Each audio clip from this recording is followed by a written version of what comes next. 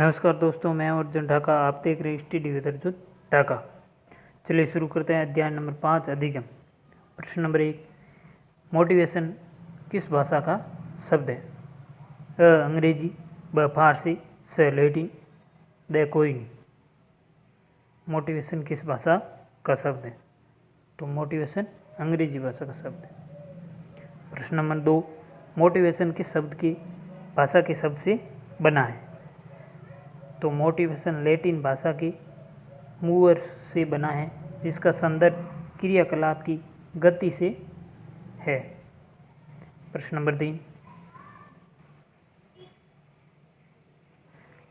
अभिप्रेरणा से तात्पर्य एक प्रेरक तथा कर्षण बल से होता है, जो खास लक्ष्य की ओर व्यवहार को निरंतर ले जाता है। निम्न परिभाषा किन विद्वानों की है? तो मॉर्गन, किंग, विसज और स्कोपलर की है।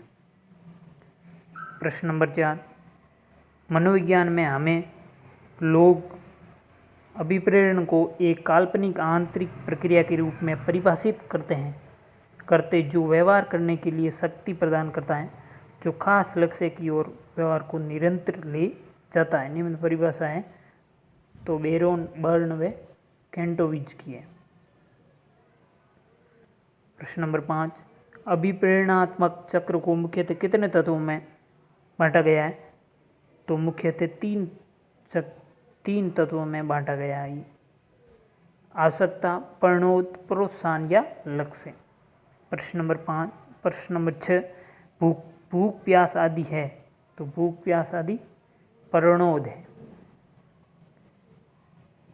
प्रश्न नंबर 7, भोजन पानी आदि है। तो भोजन पानी आदि अंतर्नोद है।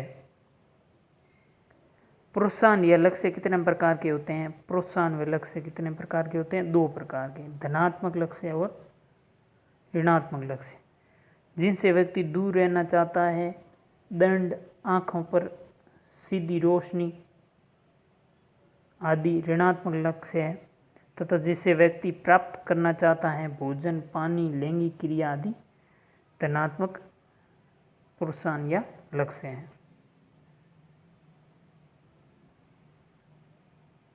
प्रश्न नंबर 9, अभिप्रेरणा के मुख्यतः कितने प्रकार होते हैं?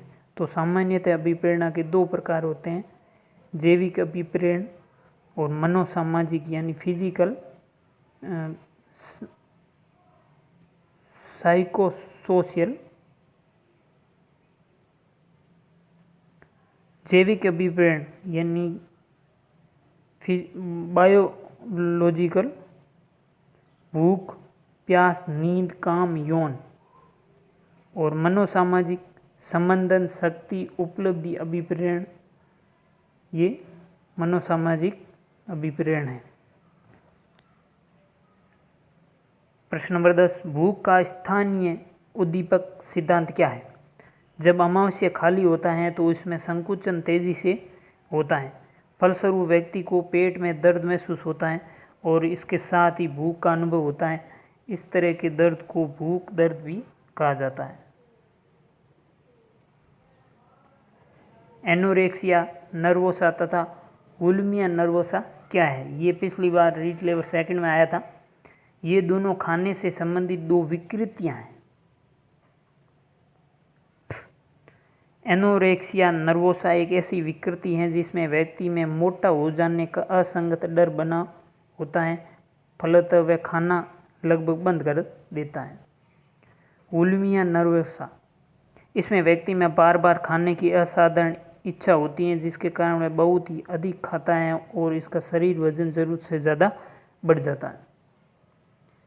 प्रश्न नंबर 12, डबल डिप्लेशन सिद्धांत क्या है? इस सिद्धांत के